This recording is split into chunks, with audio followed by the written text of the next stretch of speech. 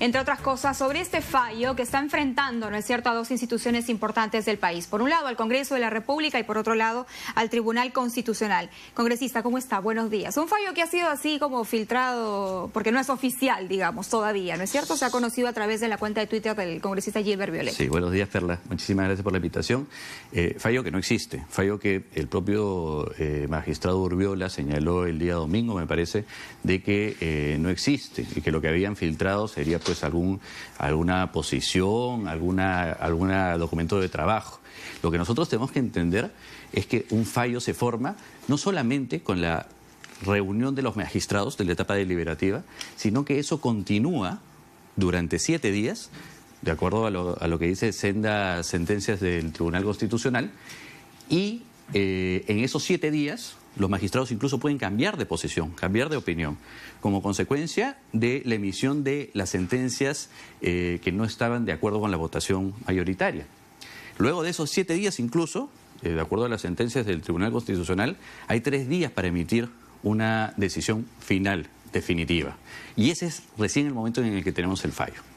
Entonces, la población tiene que saber que al día de hoy, tal como lo ha dicho el magistrado Urbiola, no existe un fallo de parte del Tribunal Constitucional y que tendremos que esperar todavía. A nosotros nos parece que tenemos que esperar todavía bastantes pasos. A mi humilde entender, necesitamos el quiebre de la causa, quiere decir que se vuelva a hacer un informe oral con el nuevo magistrado y se produzca la votación.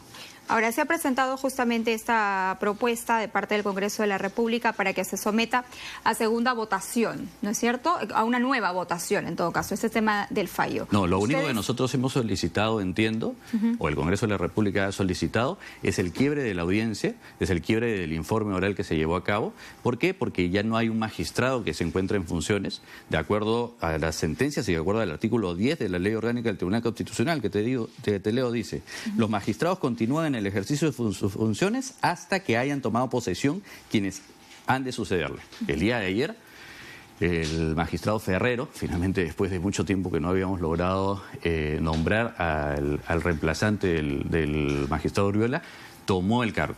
Quiere decir que ayer se dejó, o mejor dicho, el doctor Urbiola dejó de ser magistrado. No es que nosotros tengamos en algún momento 8 magistrados. La Constitución dice que nosotros tenemos 7 magistrados. El artículo 10 de la Ley Orgánica del Tribunal Constitucional dice que las funciones del doctor Urbiola terminaron el día de ayer. Muy bien. Estando en una etapa del proceso deliberativo, no existiendo aún fallo o sentencia, entonces lo que corresponde es que se le invite al nuevo magistrado, al doctor Ferrero, a escuchar la causa, a hacer un nuevo informe oral y que en virtud de ello se tome una decisión. Y lo que te digo, Perla, también ha sido ratificado por sentencias. He estado revisando y, por ejemplo, hay una sentencia en la cual se señala, la 253, en la cual se señala o se resuelve que se tiene que hacer nuevamente la vista de la causa. Y este caso es particular porque el solicitante decía, yo ya no quiero que haya nuevo informe oral. Y el Tribunal Constitucional le respondió y le dijo, disculpe, han salido magistrados que si bien ya habían estado en el informe oral, si bien ya habían tenido esta primera deliberación, ellos no pueden continuar ejerciendo funciones.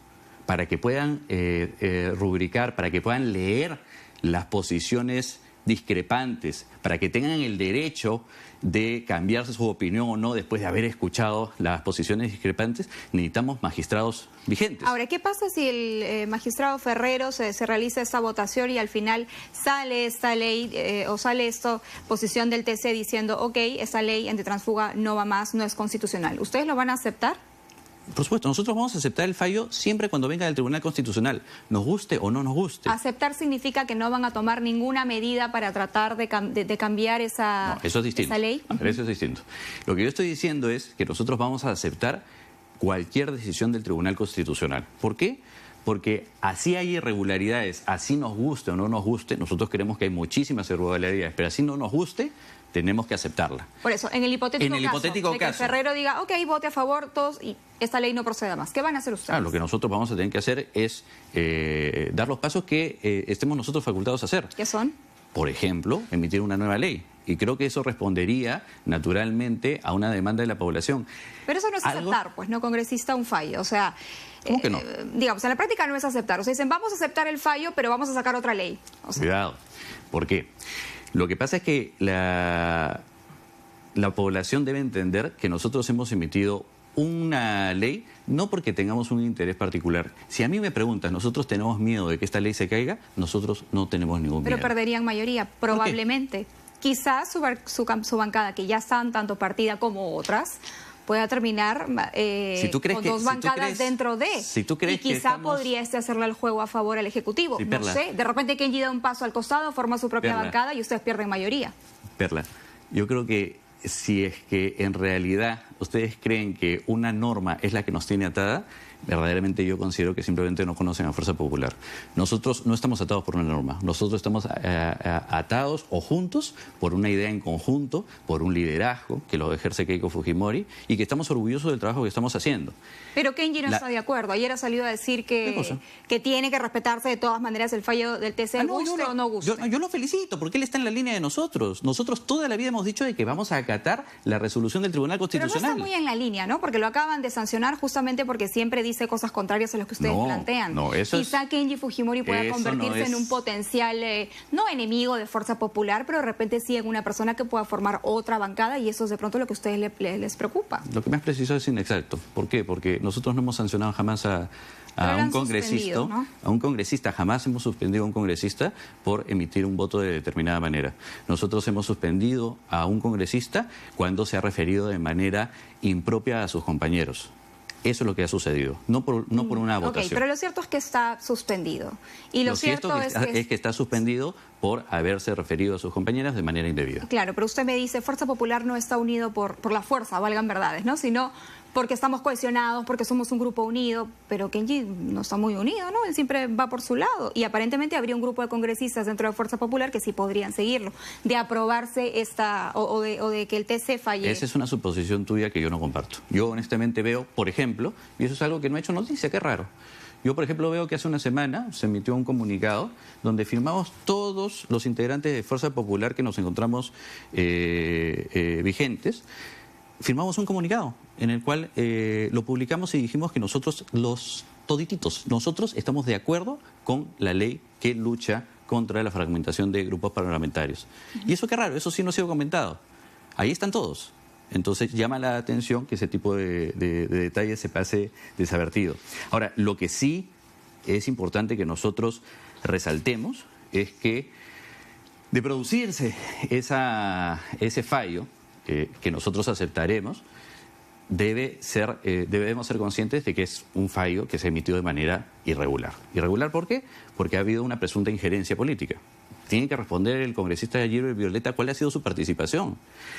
¿Por qué? Porque ha habido filtraciones, no solo una, sino que ha habido hasta 3 filtraciones de documentos. Evidentemente ha habido un apresuramiento. Y ahora, si es que se llegara a emitir un fallo en el cual participe un magistrado que ya no es magistrado, no porque yo lo diga, no porque lo diga una sentencia, sino porque el artículo 10 de la ley orgánica así lo señala, pues llamaría muchísimo la atención. Y respondiendo, se nos estaba quedando en el tintero esto que me decías, oye, si ustedes presentan otro proyecto de ley, ¿qué significa? Significa que estamos atendiendo una demanda de la población.